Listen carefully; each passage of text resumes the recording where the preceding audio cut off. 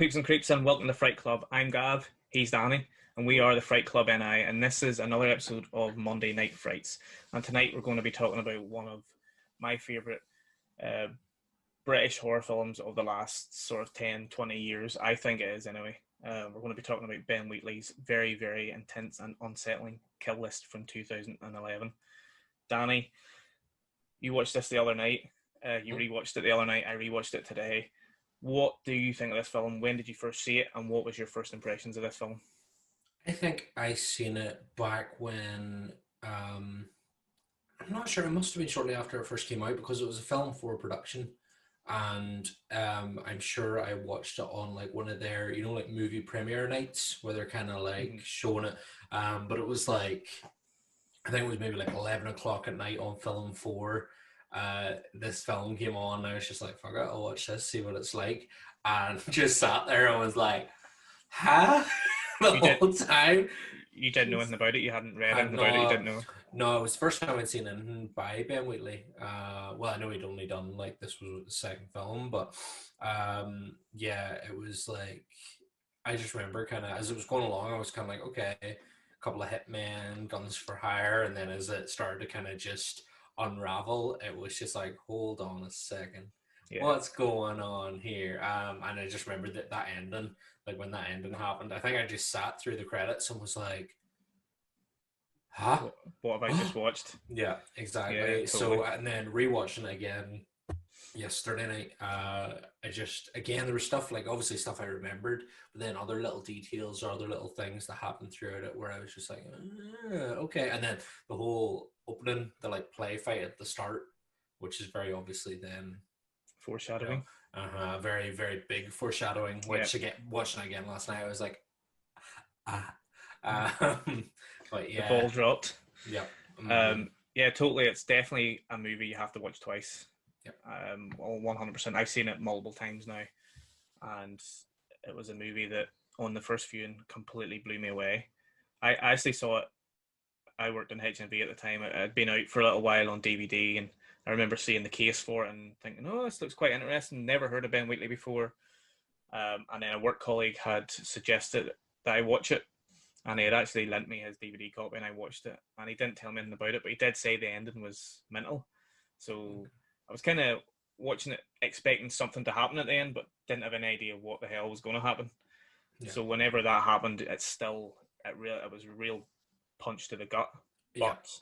But um, I was blown away, and I had to rewatch it again. I was given the back the DVD, and then I remember a couple of weeks later, I think I watched it somehow online or something. I can't remember. And it was with the second time that I watched it, I really was able to kind of take in, Yeah. well, what I thought was everything that was there, but again, on a third watch, I started to see even more things um, that I didn't see on the first couple of watches. But yes, a film that just completely blew me away, Yeah. and just one of those real unsettling, disturbing. So unsettling. It's Yeah, unbelievably like all the things that go on, and the killings in it. The jobs they have to do are pretty grim, and even some of the like the stuff that you find out about their victims and all. It's a seedy world that just spirals into this mad cult. yeah, You know. yeah. It's a cult. It ends with a cult in the Yeah. woods essentially, but the whole way up to that kind of last segment, you've got little teasers of things that Yeah, very are little to go unraveling. on. Yeah, Yeah. very very little to go on until you kind of hit that final moment, and then it all just comes together. Hmm. But yeah, as you said, it's so little to go on, and it's quite a slow burn of a film. Oh, definitely.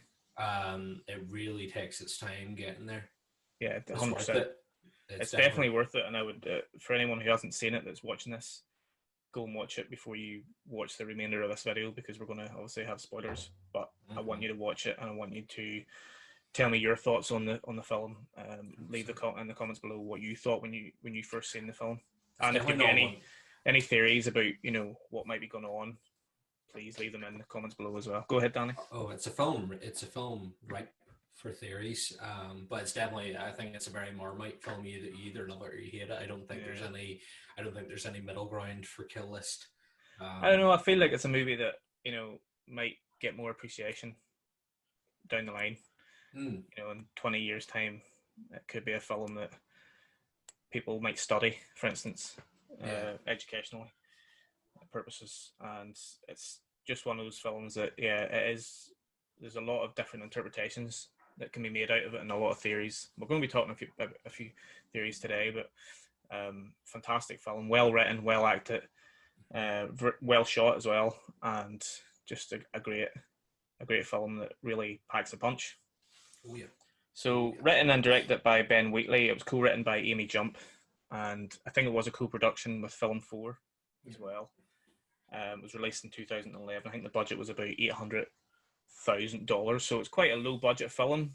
I have no idea if it was released in cinemas or how much it made, but I know obviously it was quite a successful um, home video title, and it helped launch Ben Wheatley as a yeah. force to be reckoned with. This was his second feature film. He had done a very low budget one before this called Down Terrace, which Yes, I didn't watch until after this. same. Yeah. Fantastic film. Like, have you seen it? Right, Yeah, wait, wait. Yeah, yeah. Uh-huh. unreal film. Very little money was put into that film, and I think most of it was done by the cast and the people that wrote the film. Obviously, it was co-written by Wheatley and I think one of the actors that's in it, the main actor that's in it.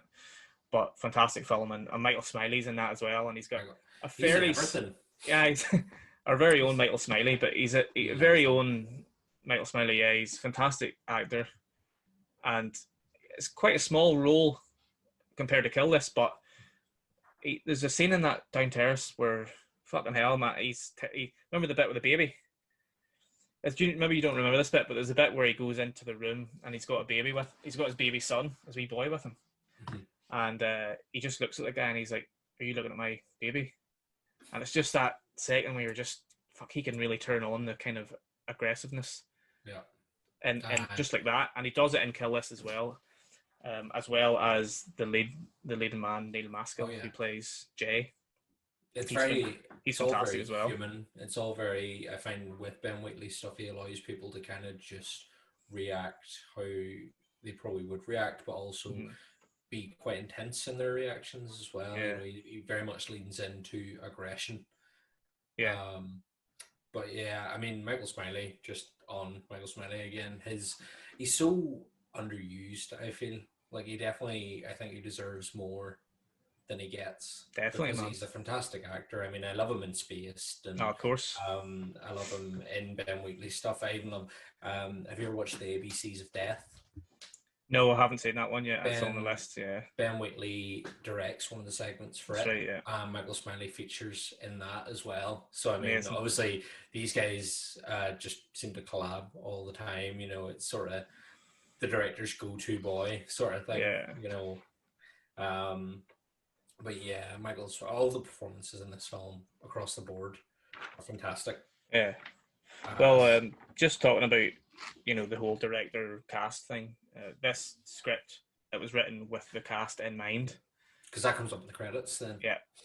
Mhm. So it was written specifically for Michael Smiley and Neil Maskell and Yeah, Mariana Buring and all the other cast. So which is fantastic. I mean, that's brilliant. I think that you're writing with someone in mind, and then whenever they get a script, they can mold it a little bit to even more so to their personality and their yeah, performance that they can put on.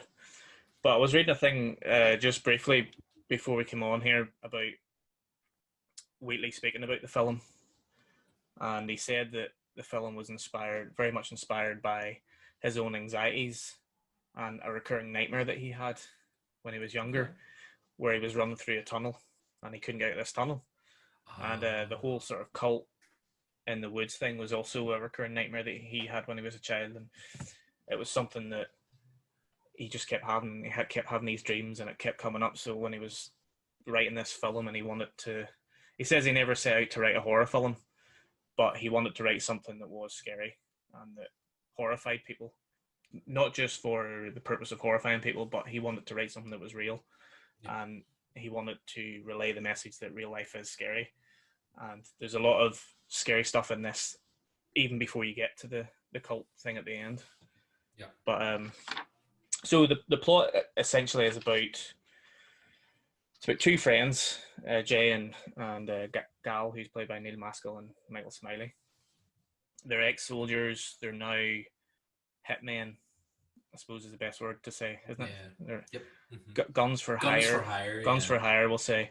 Whenever we start, we know that Jay is in a bad place because there's a few scenes with his missus. She's called Shell. So they have some issues, and Jay hasn't been able to provide for the Need family as that such. money. He Yep. needs money basically, and he Hmm. feels the guilt of not being able to be the provider. So he's kind of roped into doing this next job with his good friend Gal, who um, has this next mission, and it's essentially them taking out three names on a list. Hmm. The only thing we know about these guys is that they're really good friends and that they have a shared past in Kiev, isn't it? Kiev. Yep. And there's been some sort of mission that they went on in Kiev that we don't know anything about, other than the fact that it didn't go the way they planned it. So something happened. It was a botched job of some kind, and now they're kind of in a real bad position, and they have to do this next job to get Yep. a good payout, basically. So it kind of starts off just as your standard kind of hitman crime. You get the family dynamic there with Jay and Shell and the little boy, Hmm. and you kind of get that. It's kind of like a throwback to you know a crime thriller of the 70s where there's one guy who wants to do one last job, but he's got a family and he doesn't know whether to do it or not, and then he's that kind of thing. It's that aspect, but it's kind of also a mixture of a classic British kitchen sink drama that the likes of Mike Leigh or Ken Loach would have done as well. It's kind of got that feel to it as well. Yeah. And 100%. then after that first segment, you start to realize that something's not really tying in with the story here. There's something else going on, and Yep. things start to unravel. And I just love the dynamic between Jay and Gal and their relationship. And Yeah. like Michael Smiley's brilliant. I love Michael Smiley. It's even because the wife kind of, you kind of think at first that she is not the typical sort of wife, but then they're having that dinner party scene, and you see the picture of her. She served She in served in the she served in the Swedish army. Swedish. That's right. She's Swedish. She That's right. served, and she's a part of. She's not just like the mother and like a housewife. She's actually part of that world, of Yeah. their world. She's Yeah. ex-military, and she knows about the jobs. And it seems that she takes the information for the jobs because it's her that's on the phone Mm-hmm. to the client, Yeah. and so and relays the information then to Jay. So she's as much part of it as they are, and Yeah. that kind of then plays later into the film as well, with ultimately how it ends. The Yeah. fact that she gets to wield a gun and all too, which Mm-hmm. I thought was pretty cool. It took a step of being like, yeah, she can still be a mother, but she can still kind of be a badass too. It doesn't just have to be about the man, Yeah. even though she doesn't go out to do the job. She's still as much a part of it as he is. Yeah. And then you get, obviously, as you said, after the dinner party and all, and the family drama stuff kicks off, because as I said, the aggression in their fights and stuff Mm. is just real intense. Like the relationship they have is so strange, and that for me anyway, the kind of relationships I have are not shouting matches, No. whereas their whole relationship seems to thrive on a shouting match Yeah. resolved then by apologizing and hugging. Um, but I think again that leads into him as a character being this kind of aggressive being who then comes back down to earth. Um, but yeah, so we get that, and then obviously we get the dinner party, and that's when we start getting the weird stuff happening with the lady guest carving. Yes, the special guest, Mm-hmm. who's brilliant, by the way. I actually forget the actress's name. I know she's called Fiona in this, but I can't remember the actress's name. Do you know her name? No. I can't mind, even though we were watching it last night, and then it goes to me, she's in Spaced, Aye, and I was like, she what? is. She's in Space. She's been in Phone Shop. She's been in a lot of those kind of sort of E4, Channel 4, Sitcom-y. British sitcom. Especially in the last kind of 10 years or around that time. she would have been in a lot of stuff that you would have seen Michael Smiley in as well. Mm-hmm. But she's fantastic in this. I mean, she's got that real deadpan look, you know that real sort like, of big stern eyes, robotic kind of look, those big saucer eyes. You're right, and she's got a weird voice as well, and she's a very weird, like she's attractive, but she's a very weird kind of just a real robotic look to her, and you just know that there's something up before you really know, before you find out. You just know that there's something up, and it's not quite right. It's not quite right, and she's brilliant, so she is. Mm-hmm. But that whole scene with Jay and his wife, and Michael Smiley there as well, you can tell that they do it really well, because obviously there's a wee bit of improvisation going on there too, but you can tell that this is something that's happened many times before. And the good thing is that it sets it up straight away, because Michael Smiley gets on really well with Shell too. You know, he's obviously best friends with Jay, but he's got some sort of special relationship with Shell. And I can't remember.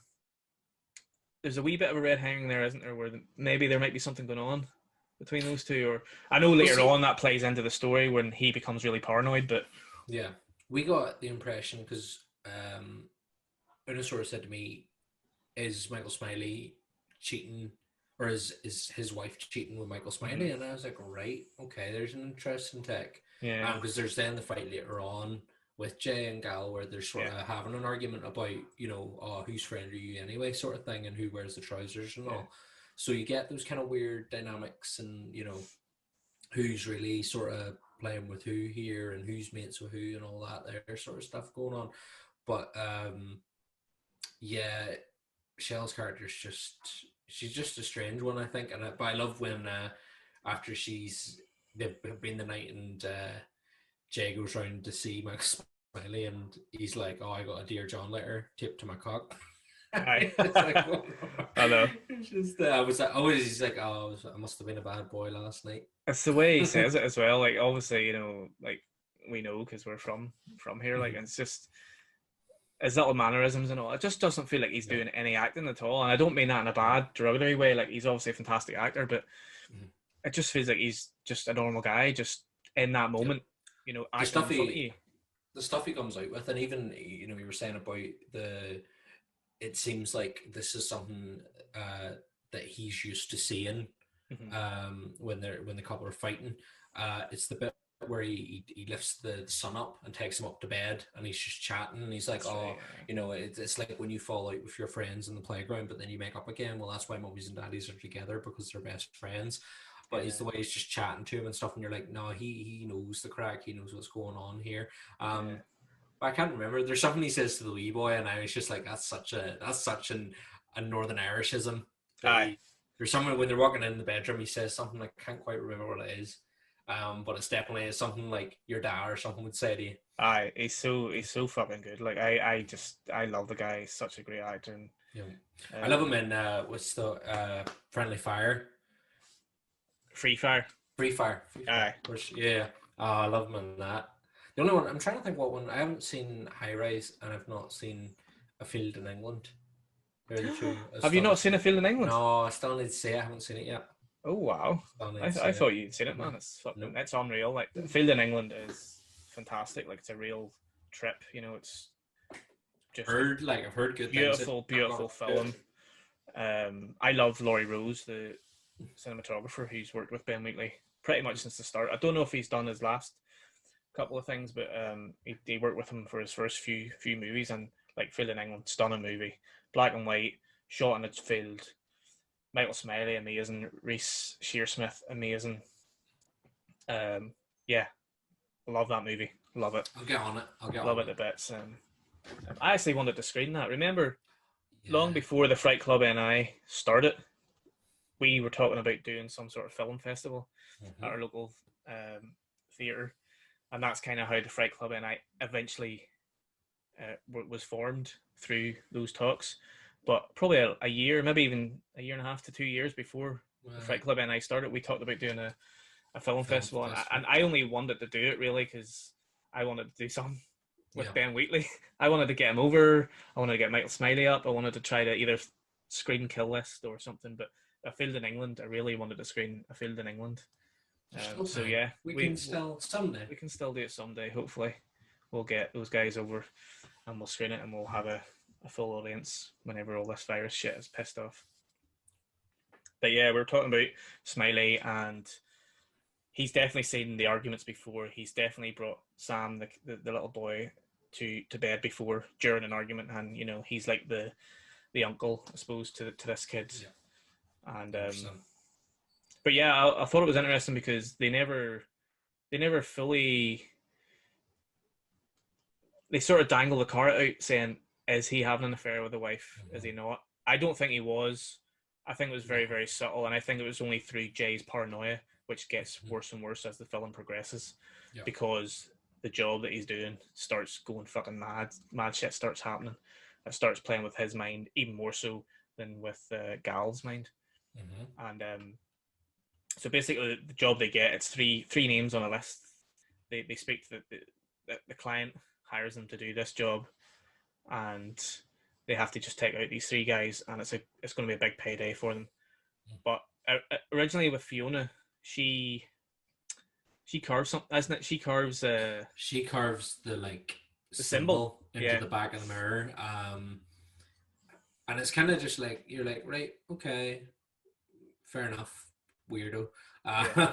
But then it doesn't really explain much after that. But then they find the rabbit they find the dead rabbit in the backyard, and they blame it on the cat, which, to be fair, had the symbol carving thing not happened, you probably would have just been like, all right, fair enough. Yeah. And then he like asserts his dominance over the cat by eating the rabbit in the backyard, and it's just like, it's such an odd thing to do. Like, I'm gonna cook up this rabbit and eat it after my cat's like killed it.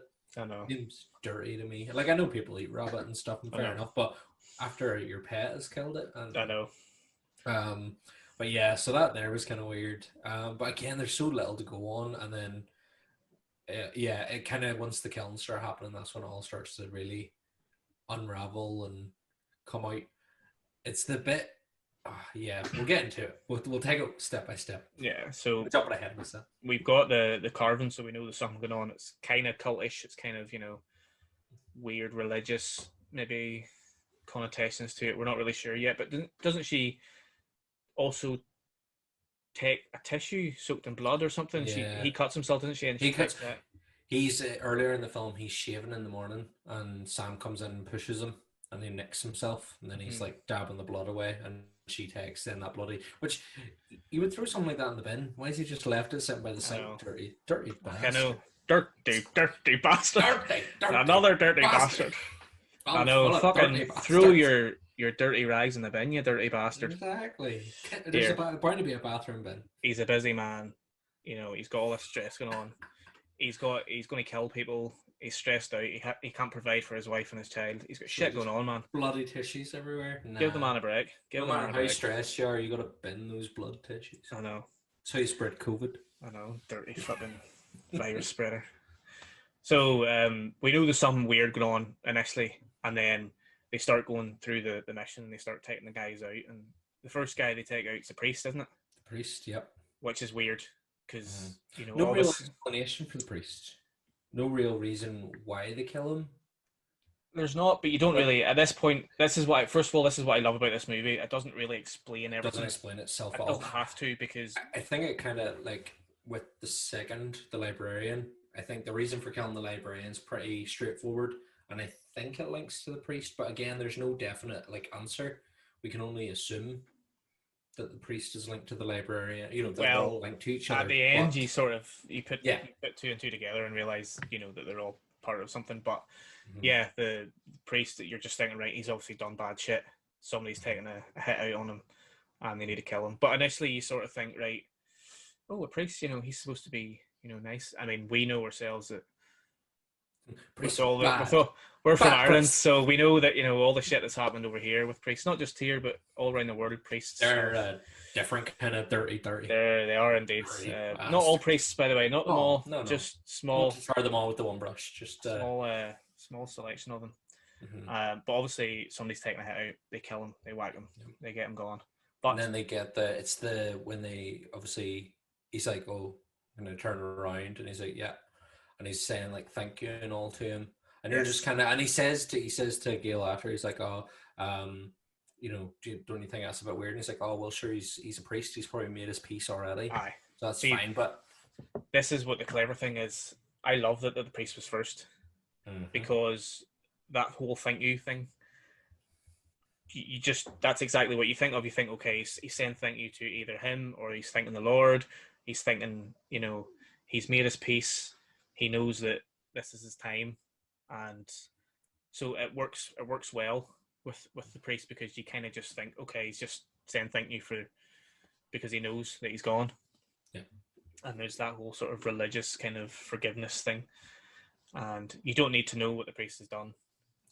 You don't need to know what Gal and Jay have done in their past, because that's what adds to every single scene. It's a mystery. You're finding stuff out as the film progresses. Yeah, I think that's what we fear more. You were saying about the paranoias and the fears, and that's what Ben Wheatley's trying to like play on. It's the fear of the unknown, like because we don't know what they happened in their past, or we don't know what the priest was up to.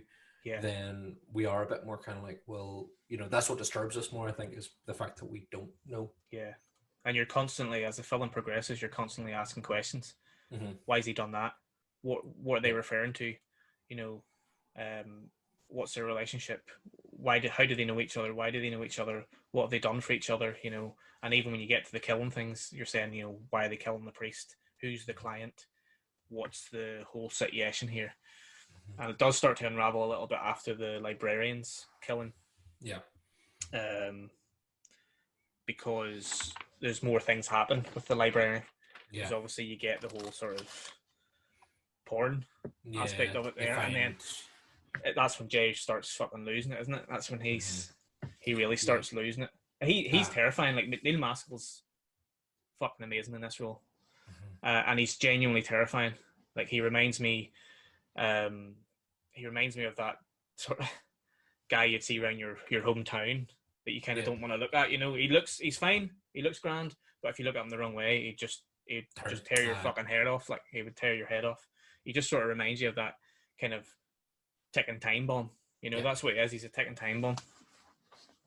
So the librarian gets it, and then you get a little bit more with the librarian, because you get the whole sort of, he says thank you, but in a more of a, it's kind of fleshed out a little bit more, and it actually becomes a moment in the film where you're like, hang on, he said it now, the first guy said it, what the fuck is going on here?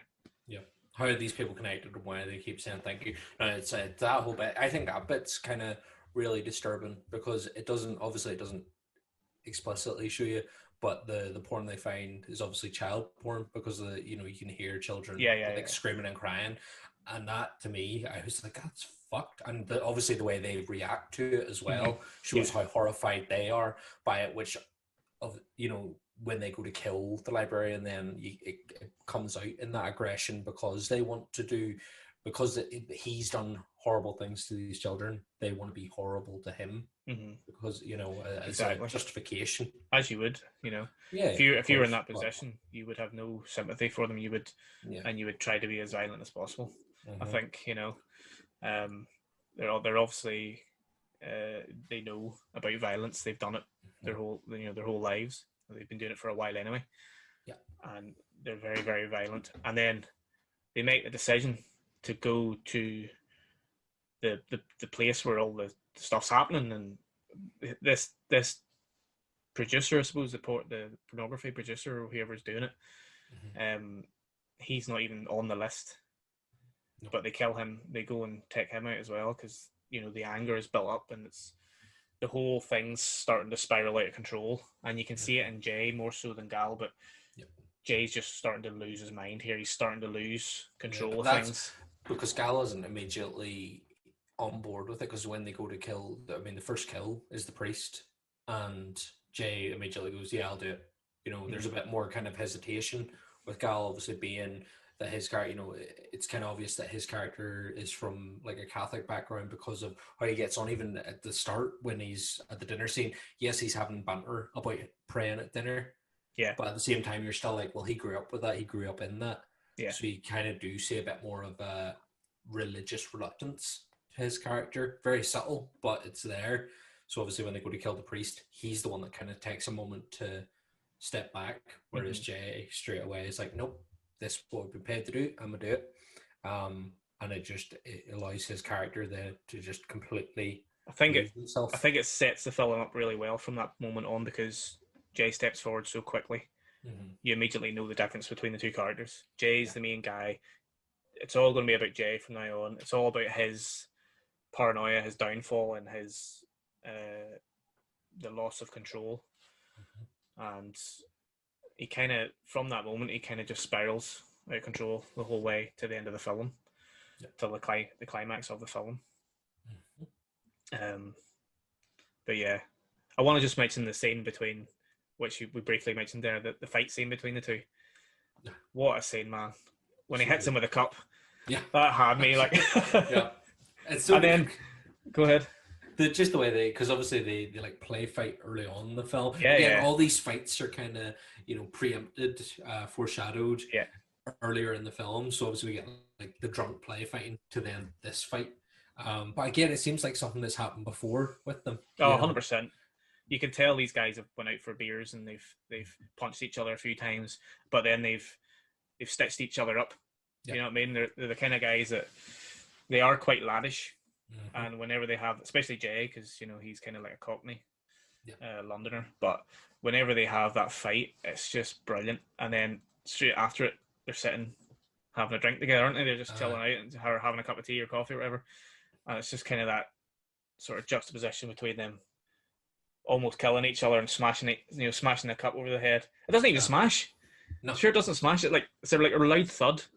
Great little moment. And such a great. Another great moment that they have is when they're in the hotel restaurant and there's the Christian group near them. And like the whole fucking place is empty and they've sat them right there by us. And your fella pulls the guitar out and they start singing Kumbaya or whatever it is. I know. And Jenny just walks up to them and like just grabs the guitar off the boy and like gives him proper like telling off, just being like, would you fucking stop that in public and all.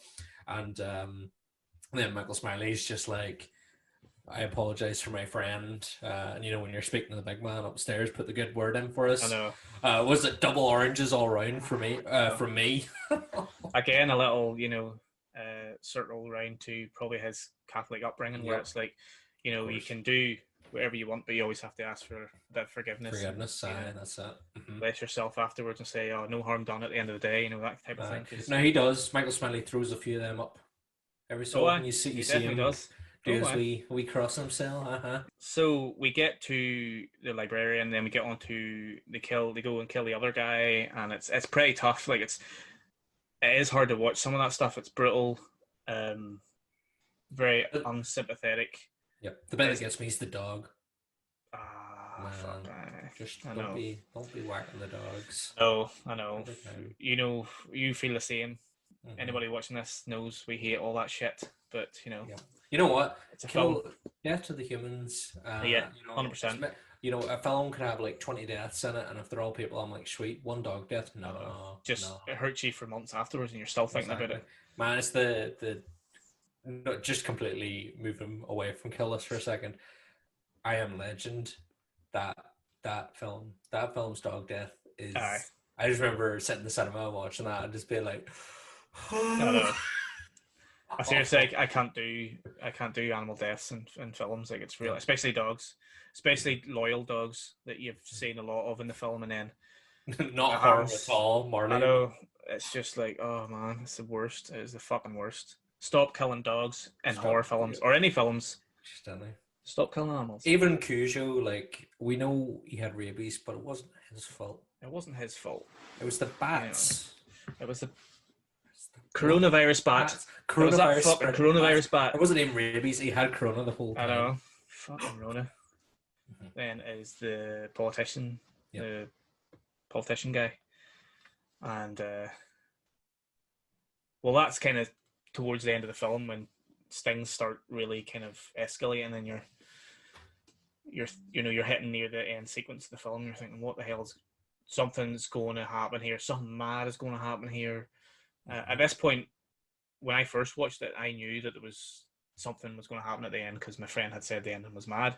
So I was kind of thinking, are they all fucking vampires or you know, are they dead? Is this going to be like a Sixth Sense thing where they're really dead and this is a dream, or is it going to be some mad shit happening? And we weren't disappointed, Danny. Mm-mm. Mad shit happens. That shit happened. Um, Happened hard. it happened hard. Happened It's a so good hard. kind of, this end part is a good throwback to folk horror films of the you know, the 60s and 70s or whatever. You know, Wicker Man obviously is Yep. the main one that everyone fucking references whenever they talk about folk horror. Of But course. or a film I watched recently. Well, I rewatched it. I watched it when I was a kid, called Dragnet. Do you ever watch Dragnet? No, I've heard, but I've never actually Dan Aykroyd seen and it. Tom Hanks, based on an old TV show. That was Mm. made in the 80s. I remember watching it when I was a kid and loving it. And it's kind of a cult. There's a cult thing to Got that as those well. vibes. Okay. Yeah, it's pretty funny. I kind of watching again last night. It's the bit at the end where they put they put the hay crown on him, Oh, and I was like, they did it first. yeah. Midsummer had their big fancy flower crown, Oh, definitely, yeah. but Kill List had the crown first. Yeah, the sort of mask thing, you mean? No, just the big. Oh, the actual. The crown. he has Yes. the mask for when he's doing like the ritual The killing. fight, yeah. But then at the end they put the wee very crown on end. his head. Yeah. Mm-hmm. To sort of signify He is our king. He is the leader or king now. But yeah. Whichever yeah, again is more questions because you're like, king of what? What the fuck Oh, is this? the whole, from this point on, it's just what is going on. Like, I Mhm. couldn't take my eyes off the screen. Yep. I was glued. It's because it comes up. to It's the like screen. the Hunchback. It's like, you know, you kind of get the priest, the librarian, the politician. You're like, fair enough. All people who probably assassins would go out to assassinate, and then you get the Hunchback, and you're like, the Hunchback. You get the Hunchback character because a lot of times in folk horror films, there's a sort of weird character. It's not fair to say weird, but you know what I mean. Like, you get the character in Midsummer, with you know, the famous character in Midsummer, and I'm sure you get it in some old horror films as well, where there's always kind of like a sort of strange character, and the Hunchback is the strange character in this film, where he has to. You see the cult, you find out they're sacrificing people. Again, you're still asking questions. You get that whole scene where they're running through the tunnels and all. Yep. As well. Or Michael Smiley. Yeah, and he gets it. Yeah. He gets it's the bit because obviously like all the like the fight that happens between him and one of the cult members is like basically in blackness, but you get the occasional kind of like gun flash and like torch flash, but it's all very kind of like. And then when we actually do get the light back on the situation again, Michael Smiley's guts are just hanging out. I know. So it's just like, what the fuck? You know, what happened in that moment? You know, obviously he just got his guts slashed. Yeah, I know. It's horrible. It's mental. And then obviously, and Jay goes home and has a breakdown, and then they all have to go to like the wee safe house, which isn't even safe. So. Yeah, of course it's not safe in the end. You know, the wife Shell and the little boy Sam. Yeah. You don't realize it till the very end, but she gets her moment. She gets to kind of shoot. Her moment. She kills two people. That's right. Yeah. No, she's a badass, man. She's definitely a badass. I love that aspect that she's not a traditional, as we said at the start, she's not a traditional housewife type thing where she has, you know, she knows what's going on. She's not going to go easy. She's supporting the whole career of her husband being a hitman, essentially. Yeah. I'd love to find out more about her past as well. Yeah. As well as what they actually did in Kiev. But how did they meet? Did they meet in Kiev? Did they meet what's going on exactly? So Kiev was only, the job in Kiev I think was only like a year or 2 years prior to this. It's something like 8 months because it's something like money. It's like he's like, oh, we had however much in that account, and he's like, and she's like, yeah, 8 months ago or whatever, and he's like, what do you mean we spent all on 8 months? Yeah, so that's what they're arguing about at the start. That's it. You're right. It's 8 months in, so they haven't been earning money since that because obviously something happened and they couldn't earn money or whatever, so they've been using all their stash that they had. But the Hunchback, great character, and we get that scene. So we realize it's some sort of sacrificial cult stroke, whatever, folk horror, Wicker Man type thing. We get the scene with the Hunchback where at the end he has to fight the Hunchback. Combat with it. It's hand-to-hand combat with little knives, and you see all the other cult members, the fires and the masks and all, and you're just very intense, uncomfortable to watch, and but it's hard to look away as well because it's obviously very, very, you've been watching him on the journey the whole way, and you want to see where the hell his journey's going to end. Yep. And he's fighting the Hunchback, and there's a lot of sort of screaming going on, and it's the screaming's like high pitched weird noise. Yeah, it's like it's kind of weird. You're right. It's like almost like it's like a wee non-human. type. It's like non-human screaming, isn't it? It's almost like animals, like being tortured type thing, like screaming for their lives. It's like if you ever see videos of like foxes screaming in the night, they got noise of fox. That's the sort of sound that it's met. That the Hunchback is making. Which again, when we get the reveal, it's about like how the fuck, what was who was what making was that it? noise? Yeah, exactly. I know. So obviously Neil Maskell's character Jay fights this Hunchback, and he stabs the fuck out of the Hunchback. He stabs the fuck out of it. And then you get that fucking horrible moment, and it's one of the worst horrible reveals. As bad as Old Boy, if not worse. Yeah. We talked about Old Boy and how hard that was to watch. You get that reveal at the end where the Hunchback is Shell. Yeah. Because he pulls back the mask first. Carrying the child. Yes, you see her first. And she's not dead. She's like laughing, isn't she? Yeah, she's kind of hysterical. And then you realise that it's the little boy on her back. And he's just fucking stabbed his little boy to death. And it's like... Just like the start of the film where she's got him on his back in the backyard and they're playing with toy swords. But this time the swords is real. Toys. So it's... What a foreshadow that was at the way back. And you wouldn't even remember it unless you had rewatched the film again, really. But you get that... you get going back to the start and it's... Yeah, as you say, she's carrying the boy and then they're play fighting and stuff, but he's done it for real this time. He stabbed his son to death. How horrible is that? That is just fucking horrific, man. So grim. And his kid's dead. Gal's dead. Shell's almost dead. She's dying. She's dying, basically, but... She's bleeding out, yeah. In that moment, there's a question in that moment where you have to ask yourself, is she part of this? Because I was kind of reading some stuff online, and there's a few theories saying that was she part of this cult all along, and was her laughing at the end, was it just because maybe she was drugged up? I think she was probably drugged up. I think it's just maybe for me because of the way their relationship and stuff is, how angry and stuff they can get at each other, but then how forgiving they are afterwards. I feel that she probably feels there's a bit of an irony to it, that ultimately it's him that's killed her. So I feel like when it is revealed and she looks up and realizes it's him, she's like, "Oh fuck, of course it is." It's irony. Yeah. So I don't know, man. I don't know if you're in that moment, you would be thinking about irony or the ironic moment that your husband's murdered your son and potentially murdered you because you're dying as well. I think either she was just drugged up and she was hysterical, or she was part of it. She was part of it all along. I don't think she was part of it. I don't think she was. Now, it was a theory that I looked at and I thought, oh, that's interesting, and I read little things about, but I don't think she was part of it. I think she was just drugged up.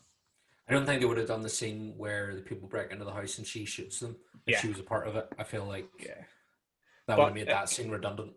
Well, you say that, but what is the whole point of the cult is? Now, we're going to talk about the meaning of this film, and the whole point of the film is that Jay, the people that he kills want to be killed by him. So they've been put on this list for a reason, because they want to be victims of Jay because he has been chosen by this cult to be their new leader. We don't know why. He's not the Messiah. He's not the Messiah. He's a very, very naughty boy. Jay. Also, Jay for Jesus, huh? Yeah.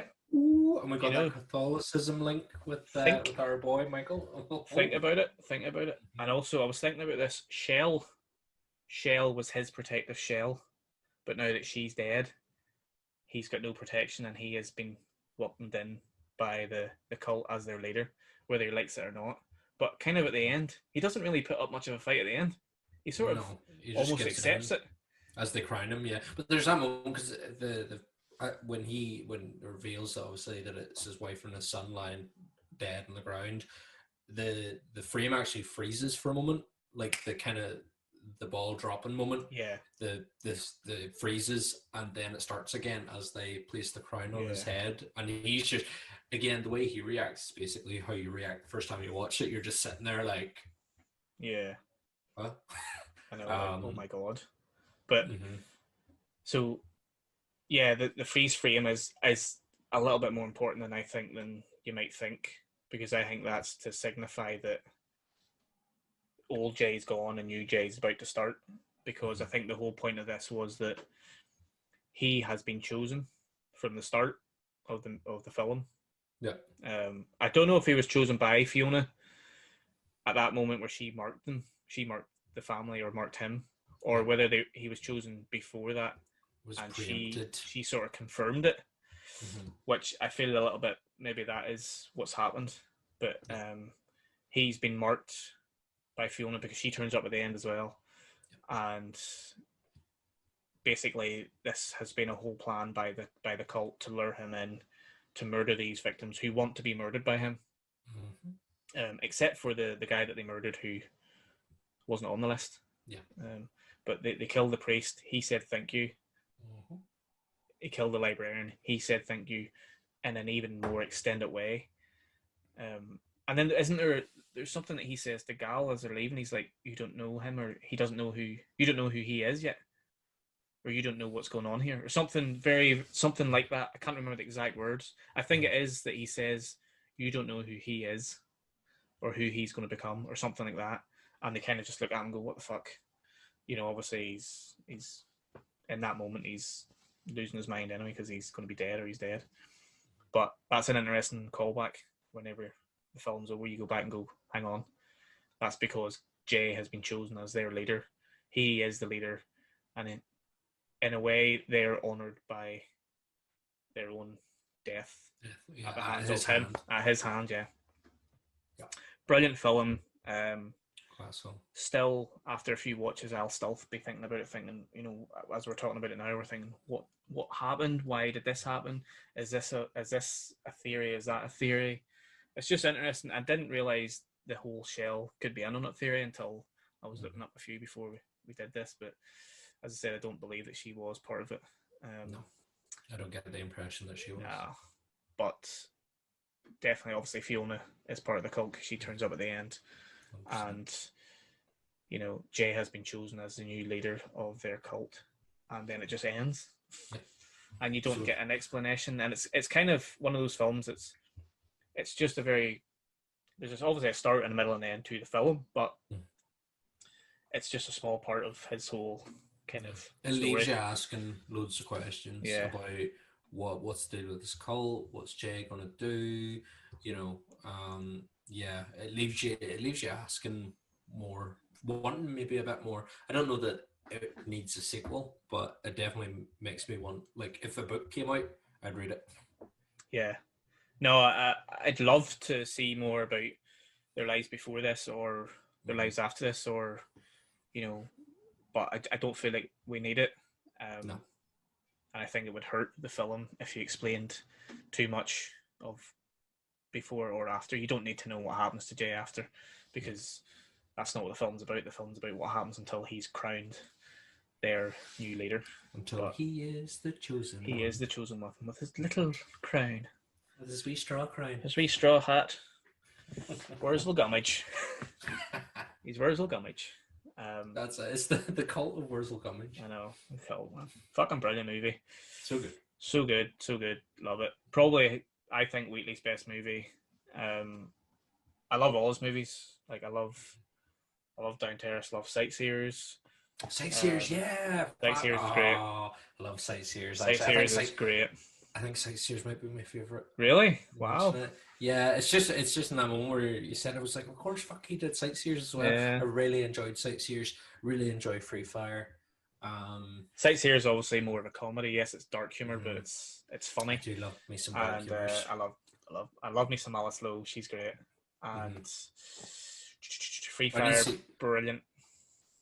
a high rise. I haven't seen High Rise. I I will haven't seen say, Feeling England, so I need to watch Feeling that. England, brilliant. Mm-hmm. Free Fire, brilliant, brilliant cast. Really funny. And High Rise, not very good. I'm not a fan of High Rise at all. One of the ones that you could probably leave out. Okay. Just didn't enjoy it, to be honest with you. I was kind of happy when it was over. I was like, okay, I'm not going to rewatch that again. So, but I also will say I haven't watched Rebecca, which is the new one he did for Netflix last month or a couple of months ago. So I'll get to that eventually. And just tonight, as we record, 30 minutes before we started recording this, a teaser, a very, very short teaser for his new film, In the Earth, was released. Super excited for that. It was a very low budget film that he made during the lockdown. And I think Ben Wheatley's at his best when he's making passion projects on a fairly low budget. He's not answering to a studio, or he's not answering to a higher authority as such. He just makes the films that he wants to make. Low budget, people that he gets on with, his friends are in the film too, people he enjoys working with, and something that he feels passionate about. And I feel like in the Earth, I think it's called, is going to be one of those passion projects, and I can't wait to see more from it. It's just very fleeting images, and there's not much to the teaser trailer, but I'm going to guess that there's going to be a larger trailer coming soon. I think it's debuting at Sundance, so I'm excited to see more of that. Not excited to see Meg 2, which apparently he's been linked with. Right. Man, I don't know. I don't think it's going to happen, but it's very weird that he's been linked with Meg 2. It sounds like just a very weird combination, but we'll see. I think Ben Wheatley needs to make those kind of bigger studio movies every once in a while, so that it funds his little passion projects that he really cares about, and the movies that I think is where he excels at. His forte. His forte, yes. But yeah, big fans of Ben Wheatley here. Would love to screen Kill List or Feeling England, hopefully someday soon, in our hometown. If you enjoyed this episode, then please feel free to comment down below. Tell us your favourite Wheatley movies, and give us your theories about Kill List. Was Shell in on it? Was she not in on it? What do you think happened to Jay after, that end scene? And also, big up to Michael Smiley. Drop your favourite Michael Smiley performances. Spaced, he's great in Spaced. Love him in Spaced. He's brilliant in fucking everything. He's in Free Fire as well, isn't he? Yes. Mm-hmm. He's great in Free Fire. Yep. But yeah, Spaced. What's he called in Space? Tracks, yes. Fuck, I thought it was Shades. Tracks, yeah. When he walks into the kitchen and he starts like dancing all the sounds. That's right. It's great. And then, of course, he reprises the role in Shaun of the Dead. He does, of course. He loves the cycling, doesn't he? Mm-hmm. He loves the cycling. His cycle gear. Right, well, that's it, Russ. That's us talking about Ben Wheatley's Kill List. What a film. Amazing film. Love it to bits. Thanks for watching this episode. If you missed our Evil Dead 2 episode from last week, please feel free to go back and watch it. And also, our first episode of season 2 was talking about Michael Dougherty's Trick or Treat. Go back and watch that too, and feel free to leave any comments, like, share, subscribe, all that good stuff. Until next week, take care, stay safe, all the best. Bye, everybody.